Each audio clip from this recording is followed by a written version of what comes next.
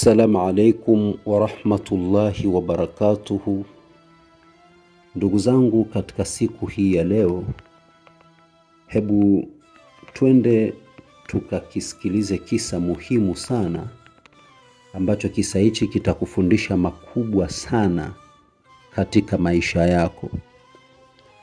Na katika kisa hichi tunasema aliyafanya haya akapendwa sana na jini wa mali. Kumbe tunagundua ya kwamba kuna yapo mambo ambayo yakifanyika basi hutokea kuwa karibu na aina fulani ya viumbe, endapo utakithiri kuyafanya mambo haya. Sasa leo hebu twende tukaangalie kisa hichi cha huyu aliyeyafanya mambo na kujikuta anapendwa sana na jini wa mali. Nafikiri ilikuwa ni tarehe 7 ya mwezi wa 10, ambapo ilikuwa ni mwaka 2017. Na ilikuwa ni siku ya Alhamisi kuamkia Ijumaa, Nairobi, sehemu inayoitwa Makadara. Ndipo nilipokutana na kijana aitwaye Yusuf Shaha. Kijana huyu ni kutoka Kilwa Kisiwani, aliyekulia Lindi, kisha akaishi Dar es Salaam kwa muda mrefu sana. Familia yao haikuwa watu wa dini kabisa, japo walikuwa na majina ya Kiislamu. Kama unavyojua tena, watu wa kusini wengi wao sana ni Waislamu. Sasa basi, kijana huyu makuzi yake alikuwa kwa shida sana, na ndio maana hakuchagua kazi ya kufanya. Aliwahi kuwa mpiga debe wa daladala zinazotoka Rangi Tatu kwenda Tandika. Hapa nikisema daladala na maanisha kwa kule Kenya wao huita matatu. Kwa hiyo aliwahi kuwa mpiga debe wa hizo matatu au daladala za kuelekea Tandika. Manake Rangi Tatu Mbagala kwenda Tandika. Na wakati mwingine daladala pia za Kariakoo kwenda Gongo la Mboto alifanyia kazi humo. Kijana huyu alikuwa muaminifu sana kwenye kazi. Ndio maana matajiri wengi, hususan wenye magari, walimpenda sana kwa tabia zake. Vile vile wazazi wake waliishi maisha ya kimaskini sana, lakini walitumaini ipo siku moja Mola atawafungulia milango yao ya riziki. Sehemu walioishi ilikuwa ni Uswahilini sana, lakini sio sana kivile kabisa, ila tu ilikuwa ni Uswahilini. Pia ilikuwa ni mji ambao ulikuwa unakuwa kwa kasi sana, tena wenye mandhari nzuri sana, japo ni Uswahilini, na ni mji wa tambarare, na ilikuwa ni maeneo ya Chamanzi, maeneo ya Saku. Ukiwa unatoka Mbagala unakuja mpaka sehemu inayoitwa Mzambarauni, kisha unaingia njia ya kwenda Saku. Nyumba ilikuwa ya kawaida, isiyo na umeme, na ilikuwa haijafanyiwa hata finishing. Yani ilikuwa ni nyumba tu fulani hivi, nyumba tu fulani hivi, haijakamilika kiukamilifu wake. Sasa basi, katika familia yao huyu Yusuf Shah walikuwa wamezoea, yani hii ilikuwa ni desturi ya maisha yao. Walijiwekea desturi kwamba hawawezi kulala mpaka wachome udi, na mara nyingi sana walikuwa wakichoma udi. Lakini udi ambazo walikithiri sana kuzichoma zilikuwa ni zile udi ambazo hususan zinatokea sana India. walidumu sana na desturi hiyo kwa muda mrefu sana sana sana. Siku moja wakati Yusuf Shah amejipumzisha nyumbani siku ya Jumapili, jirani na kwao kulikuwa na ngoma ya kuwatoa wali ndani. Nikisema kuwatoa wali inamaanisha kwamba watu wa kusini wanakuwa wana asili ya ngoma zao. Yani kama mtoto kafikia umri fulani, labda kabalegh au kavunja ungo tunasema, basi huwa anapigiwa ngoma fulani kwa ajili ya kufundwa, kupewa maelekezo kwamba sasa umekuwa, watakuja wanaume, watakutongoza, watakwambia hivi na vile, kwa hiyo unatakiwa uwe hivi, uwe vile. Basi ndivyo ni tamaduni za wenzetu wa kutoka huko kusini. Na si huko tu, bali hata miji mingi tu wana tamaduni zao. Kienda kwa ndugu zetu Wasukuma na mataifa mengi huwa wana tamaduni zao kwa mtoto ambaye amefikia level fulani ya ukuaji. Basi wenzetu walikuwa wanafanya ngoma za kuwatoa wali wao ndani. Na unajua tena mitaa ya Uswahilini, basi tena Yusuf Shah amerudi zake, amepumzika, aliamua ajumuike na wenzake. Kwa hiyo alikesha, yani alikesha katika ngoma. Lakini wakati amekesha na wenzake mule katika zile ngoma, alirudi nyumbani kutoka ngomani usiku sana, yani kuendea kwenye asubuhi hivi, akiwa amechoka na ana usingizi mwingi kabisa. Kama ilivyokuwa desturi, hawezi kulala bila kuchoma udi.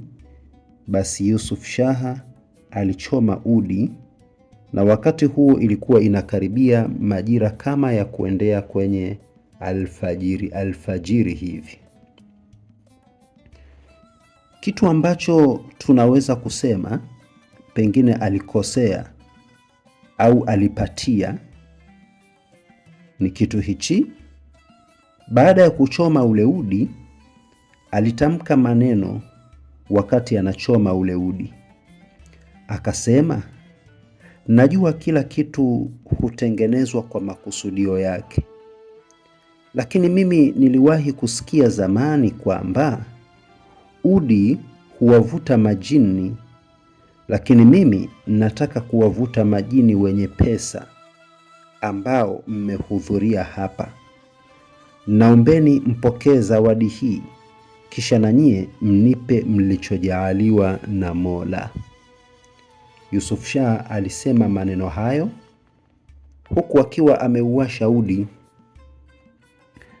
Baada ya kutamka maneno hayo, Yusuf alilala, na wakati huo ilikuwa ni karibu na asubuhi, kama vile saa 12 hivi. Lakini wakati huo alipolala, ndipo ilipomjia ndoto ya ajabu sana sana sana sana. Ikamjia Yusuf ndoto ya ajabu sana. Kwa kweli haikuwa ndoto hasa, kwa kuwa alikuwa amelala usingizi wa mang'amng'am. Baadhi ya Waswahili wanasema usingizi wa mang'amng'am, yani ule usingizi wa sometimes kama upo kama haupo, yani haueleweki kama umelala au uko macho. Ndio unaitwa usingizi wa mang'amng'am, yani usingizi usioeleweka. Kwa hiyo kwa usingizi huu aliokuwa amelala, usingizi usioeleweka, usingizi wa mang'amng'am, lakini alikuwa anaelewa kila kitu ambacho anachokiona. Yani kama ndoto si ndoto, umacho sio umacho, kila kilichokuwa kinamtokea alikuwa anakibaini na kukielewa. Basi katika huo usingizi wake, hiyo ndoto iliyomjia ni hivi, ni kwamba katika ndoto alikuja mzee mmoja mwenye mvi. Yule mzee akampa mkono kisha akampa pesa za sarafu, kisha akamwambia, nashukuru zawadi yako, na wewe pokea yetu. Sasa yani Yusuf amepewa hizo zawadi, alafu yule mzee anamwambia nashukuru au tunashukuru zawadi zako, basi na wewe pokea zawadi zetu. Pale pale Yusuf alipopokea tu akastuka kutoka usingizini. Aliposhtuka kutoka usingizini akaona, mbona nimeota ndoto ya ajabu kiasi hichi, vipi? Akaona lakini ndoto hii ni kama haijatimia vile. Basi alijaribu kulala ili pengine itaendelea ile ndoto, lakini hakupata usingizi tena. Ilibidi aamke, akaoga, na baada ya hapo akapanda gari inayoelekea Rangi Tatu. Alifika ili kuendelea na majukumu siku hiyo. Lakini wakati huo, siku hiyo hawezi kuisahau maishani mwake, maana walipakia abiria siku hiyo kutoka Rangi Tatu kwenda Kawe. Yaani siku hiyo ilikuwa ni siku ya zamu yao ya kupakia abiria kutoka Mbagala Rangi Tatu kuelekea Kawe. Siku hiyo yeye Yusuf Shah alikuwa anachukua pesa kwa abiria akiwa kama konda anayekusanya pesa. Wakati zoezi hilo linaendelea, daladala imejaa sana, au matatu imejaa sana, tena imejaa kweli kweli, maana watu walikuwa wengi, wengine wamekaa na wengine wamesimama katika daladala, kiasi kwamba hata ukitaka kupita ni shida, jinsi watu walivyoshonana katika ile gari. Basi sauti ilisikika inaita. Ile sauti inaita, konda, kuna shida huku. Yule kondakta ambaye ni Yusuf Shah akajibu akasema, shida gani tena jamani? Manake watu wamejaa, alafu anaitwa kule nyuma kabisa, alafu anaambiwa kuna shida. Sasa anauliza kuna shida gani? Wakamwambia, we njoo kwanza usikilize, manake abiria ni kama ndo wanamuita, bana konda, njoo huku, kuna shida huku imetokea. Sasa ukiangalia na environment ilivyo, kupenya mpaka ufike kule ni mtihani. Kwa hiyo kondakta akawa anaona tabu, lakini abiria wakamlazimisha, njoo bwana, njoo, kuna shida. Lakini kwa sababu yeye ndio mhudumu wa gari, akaona inanilazimu niende kwa sababu mimi ndio mwenye kazi hii. Basi konda akaenda. Kufika pale alimkuta mzee mtu mzima, na mzee huyu alikuwa anakamkoba fulani cha ngozi, mkoba mweusi, akiwa amejiinamia, lakini mzee huyu anaongea kwa shida sana huku akiwa ameshika tumbo. Mzee yule akasema kwa sauti ya chini kabisa, kijana, naomba unisaidie niteremke nikajisaidie, ninaumwa na tumbo mwanangu. Konda akamjibu, babu, sisi tuna haraka, na kwa vile haujalipa nauli, basi usiwe na wasiwasi, wewe shuka tu, halafu ukimaliza haja yako utapanda gari nyingine. Kuna gari nyingi tu ambazo zinaelekea huko tunapokwenda sisi. Shuka tu baba yangu, nenda kajisaidie, ukimaliza utarudi, utapanda gari nyingine. Wakati huo gari ilikuwa imefika Mtoni Mtongani. Kuna sehemu panaitwa Mtoni Mtongani kwa wale wasioijua Dar es Salaam. Basi yule mzee akamwambia kijana, nina mtu humu, kwa hiyo naomba nishikie mkoba wangu, basi narudi tu baada ya dakika 10, nisaidie kwa hilo. Maana ukiangalia tena kuja kupanda tena gari nyingine utakuta imejaza, maskini kizee tena hichi kikaomba sana konda amsaidie. Sasa kondakta anashindwa kutoa maamuzi kwa sababu haelewi abiria watakuwa na mazingira gani juu ya yeye katika kutoa maamuzi yake. Lakini abiria wakampa kondakta ushirikiano. Abiria wakamwambia, konda, jali ubinadamu na sio pesa. Sisi tupo tayari kusubiri dakika 10. Maana hizo dakika 10 sio nyingi.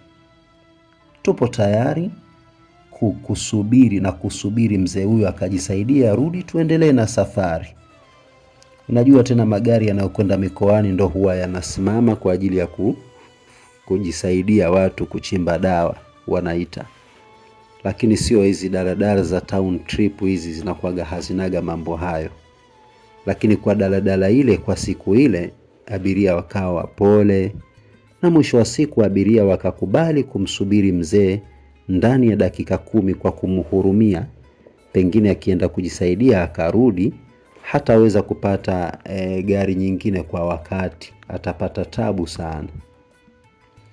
Basi dereva akapaki gari pembeni, wakawa wanaendelea kupiga debe, kawe kawe kawe kawe kawe kawe kawe kawe, wanapiga debe huku wakimsubiri mzee. Basi zile dakika 10 zikapita, mzee bado haonekani. Abiria wakashindwa sasa ile subra, dakika 10 mara 15 mara 20, tafuta angaza mzee ajulikani kaendea wapi. Mara zinaenda 20 na kitu. Ikawa tena changamoto. Abiria wakauliza sasa pale kwenye gari, yule ambaye ni ndugu yake huyu mzee, tunaomba ajitokeze basi akabidhiwe mkoba wa mzee ambao mpaka muda huo mkoba huo alikuwa nao yule kondakta ambaye ni Yusufu Shaha. Akabidhiwe basi mzigo. Lakini aliyekuwa anatafutwa ambaye ni ndugu wa yule mzee, kama jinsi mzee alivyosema, hapa niko na mtu wangu, yule ndugu hakuonekana. Sasa kadri muda unazidi kwenda, ndugu wa yule mzee haonekani. Basi ikabidi kondakta au kabidhi ule mzigo kwa dereva ili aendelee kuchukua nauli. Ikabidi waondoke. Basi ikabidi waondoke tena kuelekea zao Kawe, maana mzee haonekani tena, haijulikani kaenda wapi. Wakafika Kawe, wakateremsha abiria, kisha wakarudi. Lakini cha ajabu, hawakuutilia maanani ule mkoba wa yule mzee, maana waliuhifadhi tu pale mbele kwa dereva, wakaendelea na safari zao, kwamba mzee basi kama atakuwa na jambo ataufuatilia mkoba wake, gari inajulikana. Wakawa hawana habari na ule mkoba tena, wameusahau pale mbele. Wamefanya kazi zao mpaka usiku. Wakati wanafunga hesabu zao, wanaangalia fedha walioingiza, basi ndipo dereva akakumbuka kumwambia konda. Akamwambia, bwana konda, Yusuf Shaha yani, nenda na huo mkoba uhifadhi mwenyewe. Hakika akitokea huyu mwenyewe, basi tutamrudishia mkoba wake, ila tu hatuwezi kuacha hapa kwenye gari, watu wataenda kuiosha gari na mambo kadha wa kadha, tusije tukapoteza mkoba wa mzee wa watu.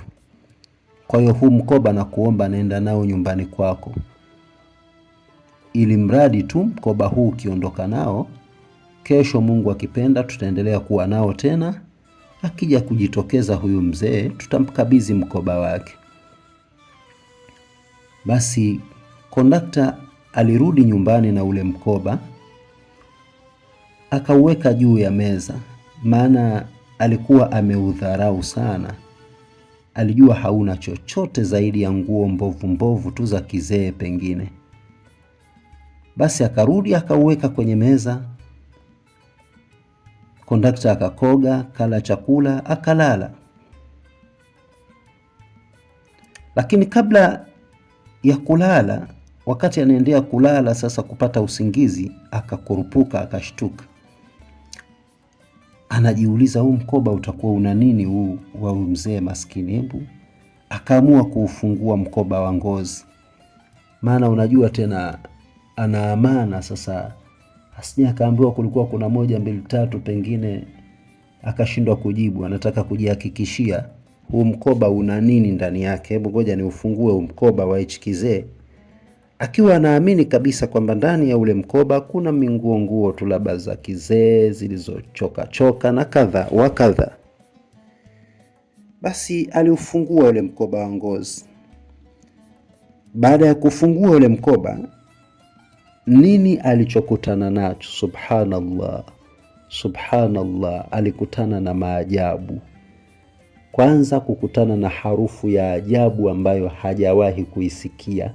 Harufu nzuri yenye ladha, yenye kila aina ya kusifika kuwa ni harufu nzuri. Harufu ambayo inatoka katika mkoba mbovu kabisa, uliochoka choka, uliochakaa, lakini ni mkoba wa ngozi. Halafu nini alikikuta mule katika ule mkoba? Allahu akbar. Alichokikuta katika ule mkoba, ndugu zangu, hebu naomba, alichokikuta ni kitu gani? Sikiliza kwa umakini.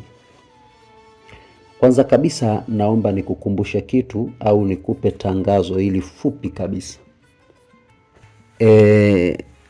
Tumeandaa kitabu cha majina 30 ya Allah, kitabu kizuri kabisa cha aina yake. Ni kitabu ambacho kiko vizuri sana. Kitabu hichi ni cha dua ambazo tumezichagua majina 30 tu ya Mungu, na kitabu hichi kimeandikwa kwa lugha ya Kiswahili na kimewekewa tafsiri nzuri kabisa.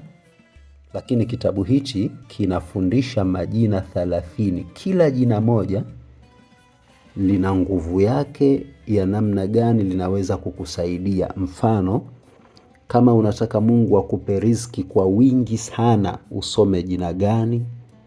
Kama unataka Mungu akupe utajiri wa halali, ukithirishe kulitumia jina gani? Kama mtoto wako kichwa kibovu, haifadhi vizuri shuleni, haelewi vizuri shuleni, unataka mtoto wako awe na ufahamu mzuri shule, umsomee jina gani? Kama unataka upate kazi, hupati, una vyeti lakini kazi inakuwa ni changamoto, usome jina gani? Mara ngapi? Siku gani? Basi ni majina 30. Kila tatizo ambalo linalokusibu, kama una maradhi yasiyopona, kama unataka mke mwema au unataka mume mwema, kitabu hichi ambacho tumekieleza sasa, walillahi alhamdu, kitakufaidisha mno. Na kitabu hichi utakipata kwa njia ya PDF, lakini kwenye WhatsApp yako, kwenye simu yako ya WhatsApp tu, na wala si kitabu ambacho utatumiwa labda kwenye gari au kwenye ndege au kwenye treni, sio kile cha kushikilia mkononi.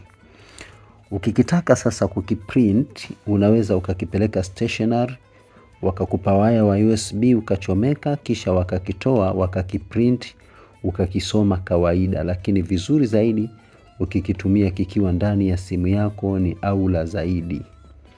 Kitabu hichi insha Allah kwa yoyote ambaye anakitaka, basi tumeweka kiweze kupatikana kwa swadaka ya shilingi 15,000, ambayo hii itasaidia kuendesha chaneli yetu kama vile bundle na mambo mengine. Kwa hiyo kwa yule ambaye atakayekitaraji kukipata, basi swadaka yake ni shilingi 15,000. Na mwisho kabisa niseme kwamba simulizi yetu itaishia hapa, sehemu ya kwanza. Sehemu ya pili tutakwenda kuanza kesho kwa uwezo wake Allah. Tutakwenda kuendelea na simulizi yetu kwamba Yusuf Shah alikutana na nini kilichojiri baada ya kufungua ule mkoba, na kuomba usiache kusubscribe ili mradi uendelee kufuatilia kisa hichi kwa umakini kabisa na ujifunze na mambo mengine mengi. Wassalamu alaikum wa rahmatullahi wa barakatuhu.